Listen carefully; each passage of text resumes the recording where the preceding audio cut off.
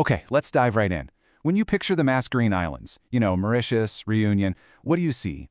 For centuries, the official story has been of this pristine, untouched paradise, a volcanic archipelago just sitting there in the Indian Ocean, totally uninhabited, until European sailors just happened to stumble upon it in the 16th century. That's the history we've all been taught. But what if that's not the whole story? What if that quiet the first Europeans found wasn't emptiness at all, but an echo? The echo of a civilization that had already come and gone. Today, we're going to challenge that official record. We're going to investigate the very real possibility of a lost world, a civilization that might have mastered the Indian Ocean long before anyone else.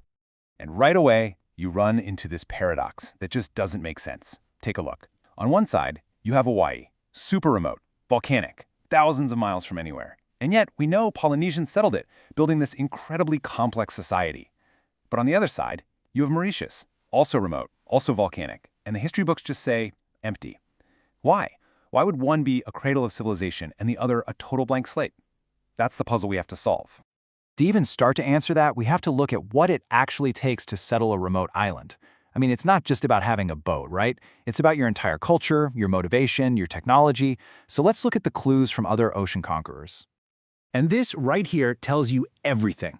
The Polynesians, their entire culture was built on exploration and colonization, pushing them across almost 4,000 kilometers of open ocean.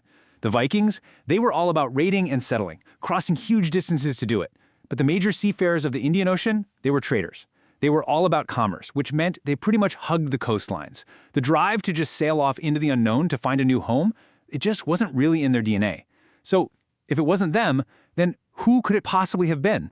And the thing is, we know for a fact it's possible. I mean, look at these other places. The Canary Islands, the Ryukyu Islands, all of them remote, and all of them settled by distinct civilizations long before Europeans showed up. So yeah, distance alone was never the deal breaker. It proves that if you have the right drive and the right skills, you can reach just about anywhere. The Mascarenes were no different. So, if we're treating this like a historical cold case, all the evidence is pointing to one prime suspect. It's time to introduce our theory, a lost maritime civilization that fits the profile perfectly. Let's call them the Proto-Marani. So, who exactly were the Proto-Marani? Well, the theory goes that they were an ancient maritime people from the East African coast. And crucially, unlike the coastal traders, their whole culture was supposedly geared towards the sea itself, towards exploration, towards settlement. They weren't just using the ocean, they were born from it. And their journey, wow. We are talking about an incredible saga spanning millennia. The idea is this wasn't one single voyage. It was a slow, deliberate expansion. Starting way back around 3500 BCE, they moved to Madagascar. And from that giant island, they had the perfect staging ground to push further east, finally reaching and settling the Mascarenes by 2500 BCE. So, they made it. They settled these volcanic islands, these fire isles as they might have called them. But what was life actually like for them? Let's try to build a profile of this unique society, a civilization shaped by both the volcano and the ocean. Okay, so at the very heart of their society was the family. But forget everything you think you know about a family unit. We're talking about each family operating as its own self-sufficient enterprise, like a small company. To keep their whole network strong, marriages between islands were encouraged, weaving this web of kinship across the ocean. And having kids? That wasn't just a personal choice. It was seen as a sacred duty to the future of their civilization. And they ate well. Their entire diet was this beautiful balancing act between the gifts of the land and the sea. From farms terraced onto the volcanic slopes, they got things like yams and taro. And from the ocean, of course, an endless supply of fish and shellfish. This wasn't just about food, it was a physical reflection of their spiritual beliefs, balancing the forces of fire and water. Their architecture was supposedly genius, perfectly adapted to where they lived. Their homes were built up on raised foundations to deal with the tides, and they were modular, so they could be moved easily. But here's the absolute key. Their settlements were designed for camouflage. From a boat out at sea, a coastline might look completely empty, and that could be a huge reason why later explorers just sailed right on by. There's this quote from a theoretical reconstruction of their beliefs that just captures it all so perfectly. For the Proto-Marani, there was no dividing line between your work, your family, and your faith. It was all one integrated thing, a sacred enterprise that the whole community shared. So what was it that drove them? To get that, we need to understand their core philosophy, what we're calling their sacred pirate code. And just a heads up, this is going to completely reframe how you think about the word pirate. This is the crucial part. When we say pirate code, we're not talking about crime and theft. For the Proto-Marani, their actions, controlling the sea lanes, maybe charging tolls on passing ships, that was just them enforcing their own laws in a territory they believed was theirs, the ocean itself. This wasn't lawlessness, it was sovereignty. And just look at how these principles line up. The Proto-Mari believed the ocean couldn't be owned by any one king, which sounds a lot like the later pirate ideal of independence. Their absolute loyalty to family and crew was the original pirate code. They believed hoarding wealth was wrong, it was meant to be shared. They even embraced risk, seeing storms as a test from the gods.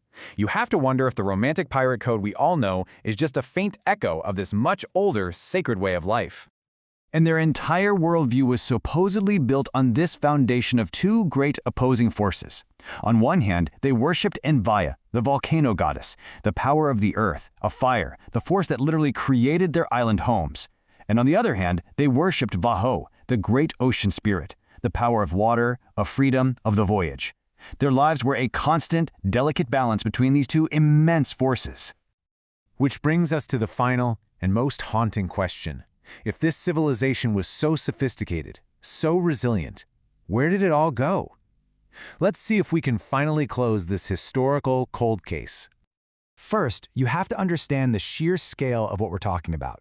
At its peak, the Proto-Marani Civilization might have numbered as many as 130,000 people across these islands. This wasn't just some small, lost tribe. This was a significant, thriving population. So their disappearance probably wasn't some sudden collapse. It was more like a slow fade, happening in 3 steps. First, a strategic retreat. Maybe climate change or depleted resources forced them to move away from the coasts and deeper inland. Second, cultural camouflage. As new people began to arrive from Madagascar and Africa, the last of the Proto-Marani just blended in. Their culture and their language absorbed into these new groups. And the final step? Colonial erasure. When the Europeans finally showed up and saw those empty coastlines, thanks to that hidden architecture, they wrote the final chapter. They declared the islands uninhabited and just like that, wiped the slate clean. And so the theoretical story of the Proto-Marani leaves us with this really powerful, lingering thought. If a civilization over 100,000 people could basically vanish from history, overwritten by a single word, uninhabited, what other stories have been erased? What other lost worlds are still out there, hiding in plain sight, just beneath the surface of the histories we think we know?